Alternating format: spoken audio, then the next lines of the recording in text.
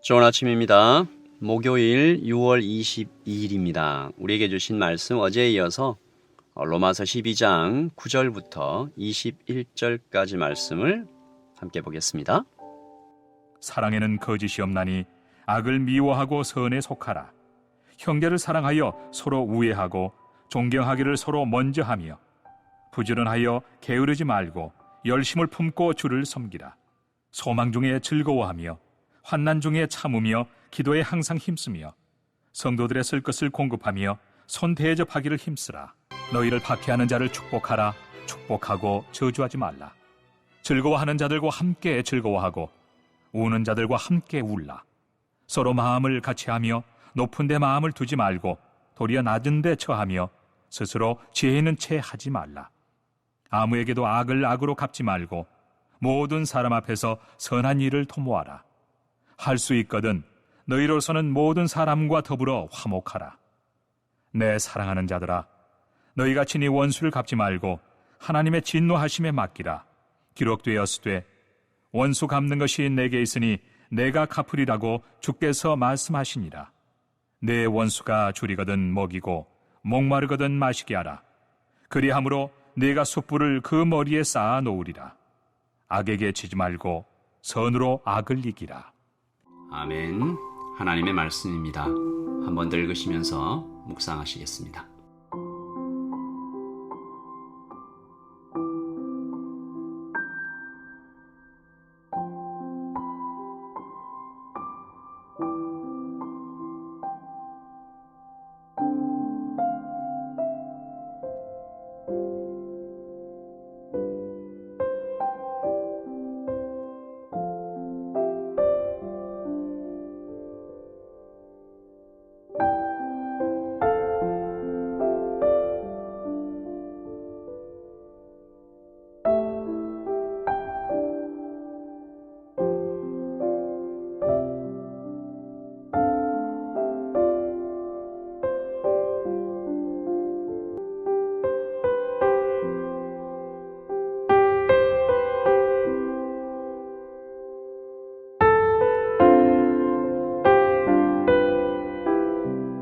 여러분, 어제 우리 너무 멋진 말씀 함께 나눴는데요. 어제 사도는 복음 안에 있는 성도의 삶, 복음을 이해한 로마서 1장부터 11장까지 계속되어 온 그 기가 막힌 탁월한 복음을 받아들인 복음 안에 있는 성도들이 이제부터 이렇게 살아가자. 그 삶에 대해서 1차적으로 일상의 예배, 교회됨에 대해서 말했죠. 일상의 예배는 거룩한 산 제물, living sacrifice라는 어떤 그림으로, 그리고 교회됨은 한 몸, 그리스도가 머리 되신 한 몸이라는 그림으로 생생하게 보여주었습니다. 그리고 이제 사도는 성도의 삶에 대해 좀 더 깊게, 좀 더 넓게, 그리고 구체적으로 접근하기 시작하는데요. 로마에 세워진 예수님의 교회가 이제부터 더욱 진하게 만들어 가야 할 가스펠 컬처, 그러니까 복음적인 문화에 대한 이야기죠. 한마디로 사랑입니다. 구체적으로는 그 사랑이 복음이라는 메시지의 형태로, 즉 섬김과 화목으로 나타나는 그 그림을 보여주는데요. 사도가 9절에서 사랑을 말하는데요. 사랑에는 거짓이 없나니 악을 미워하고 선에 속하라. 사랑하면 선에 속하게 된다. 악을 미워하게 된다. 원론적인 얘기죠. 새로울 것이 없는 당연한 말처럼 보일 수도 있는데 우리가 이 상황을 좀 이해해야 됩니다. 시대적인. 먼저 이 사도의 편지를 받는 교회가 로마 교회임을 잊지 말아야겠죠. 이방 문화의 한복판, 박해와 위협을 받고 있는, 그리고 교회 구성원의 다수가 종과 노예의 신분이었던 그런 사람들에게 사도가 편지를 쓰고 있어요. 그리고 이 사랑이 14절의 반대 정신까지 발전하는 것을 보면 좀 우리가 깜짝 놀라는 거죠. 14절. 너희를 박해하는 자를 축복하라.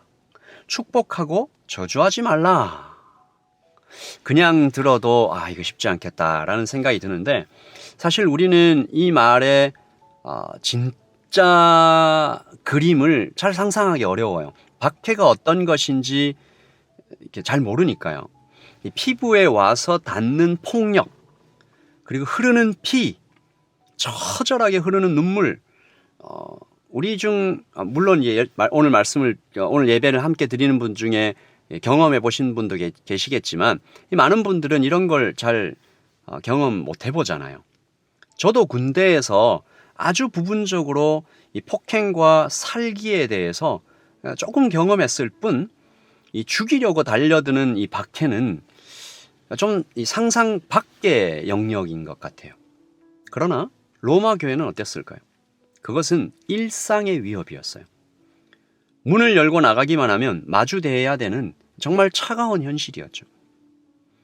여기서 박해자, 박해하는 자, 우리가 축복해야 되는 이 박해하는 자는 나의 어머니와 누이를 폭행하고 죽인 사람일 수도 있고요.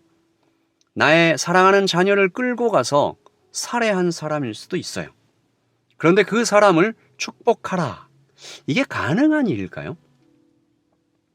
그렇다면 사도가 이 말씀을 그냥 원론적으로 탁상공론처럼 그냥 저기 본인은 시원하고 따뜻한 곳에 앉아서 모니터를 보면서 팔자 좋은 소리만 이렇게 하고 있는 그런 걸까요? 아니잖아요.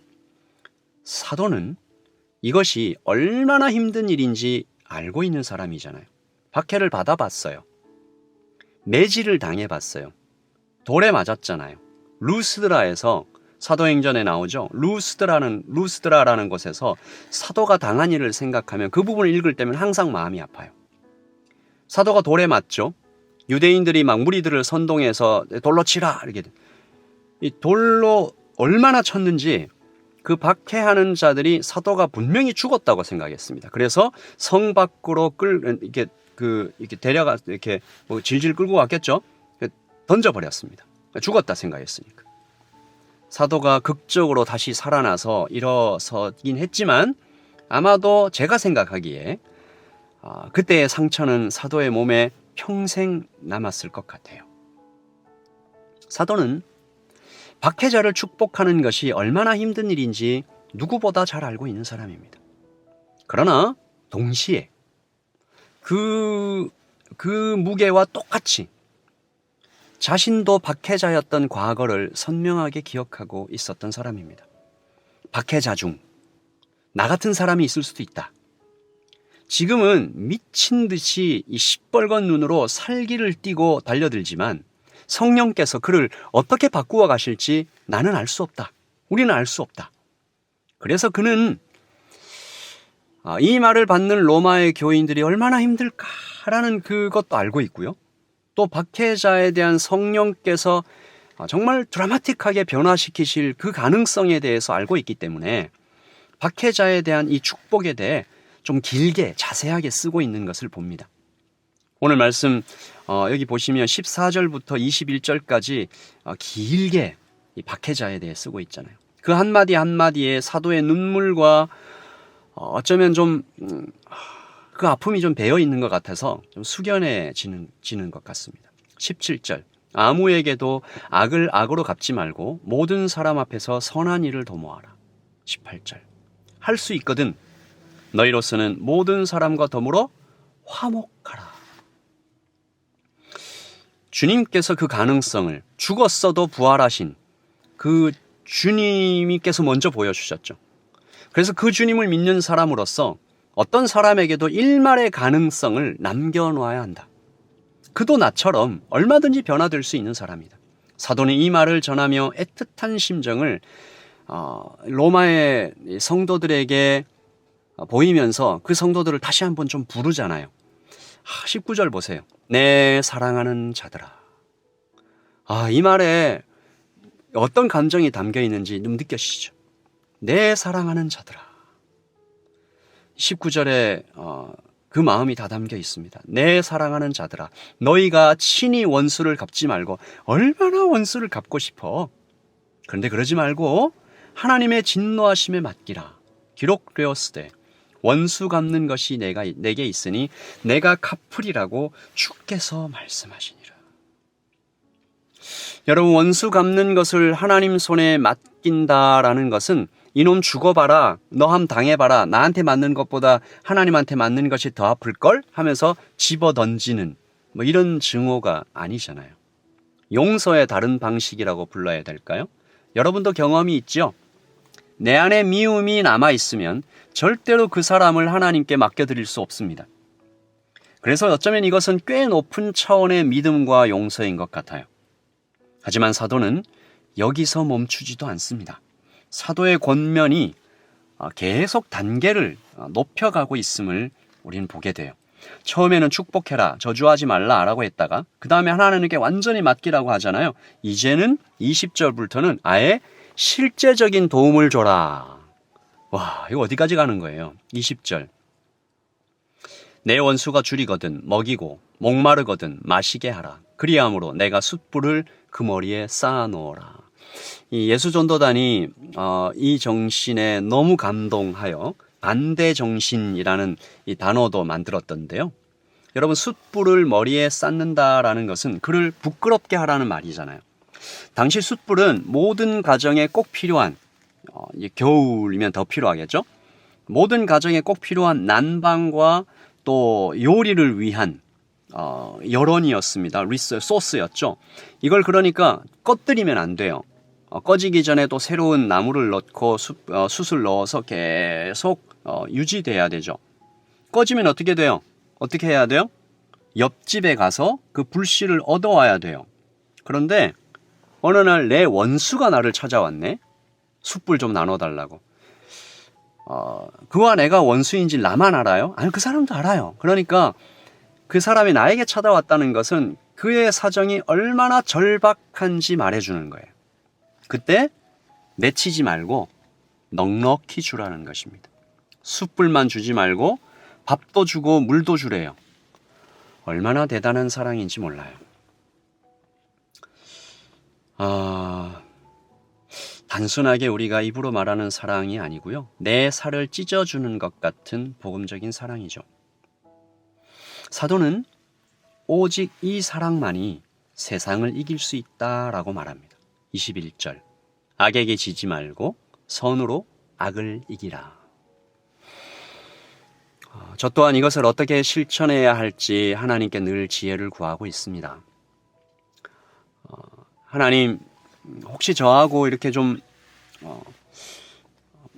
어려운 관계에 있는 사람, 제가 도와야 될 일이 생기면 돕겠습니다라고 기도하게 됩니다.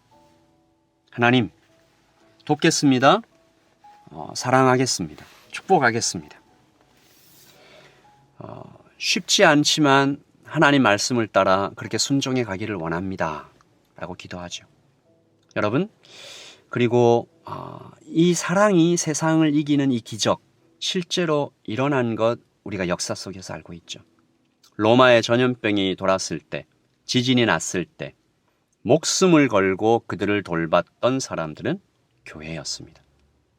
그 자체가 기적이었어요.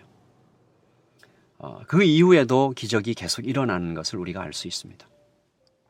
오늘 오클랜드를 사는 우리에게도 기적을 생산하는 교회가 늘어나기를 원합니다. 주님, 저와 라이트 처치 우리 모두가 이 기적을 체험하여 살기를 원합니다. 교회가 세상을 어떻게 감동시키며 세상을 변화시킬 수 있을까? 사랑밖에 없는 것 같아요. 악에게 지지 말고 선으로 악을 이기라. 사랑함으로 이기라. 세상은 상상도 할 수 없었던 그 사랑으로 이기라. 다시 한번 하나님 말씀 앞에 뭐예요? 이 말씀 우리가 어떻게 지켜요? 그러니까 좀 절망하게 되는 것 같아요. 율법을, 이 말씀을 지킬 수가 없어요, 주님. 오직 주님의 도우심으로밖에 지킬 수 없어요. 주님, 도와주세요. 우리 안에 이 기적 같은 사랑이 일어나기를 원합니다. 주님, 우리를 그렇게 바꿔주세요. 라이트 처치가 오클랜드에 있는 한인 교회들이, 또 수많은 교회들이 오클랜드를 그렇게 사랑하는, 교회들을 통해서 세상 사람들이 예수님이 자기 몸을 찢어 세상을 구원하려 했다는 그 이야기를 듣게 해주세요. 우리 오늘은 제가 기도하지 않고 여러분이 정말 이 기도를 마음속으로 드리면서 하루를 좀 시작하면 좋겠습니다. 사랑하게 해주세요. 기적 같은 사랑을 하게 해주세요. 몸을 찢어 사랑하는 박해의 자를 품어 안는 그 사랑, 주님 우리도 하게 해주세요. 어떻게 하겠다 구체적인 실천까지 안 가도 좋을 것 같아요. 그냥 이 기도 드리면서 하루를 좀 시작하면 어떨까요? 하나님, 사랑하게 해주세요. 사랑하게 해주세요. 주님을 따라 사랑하게 해주세요.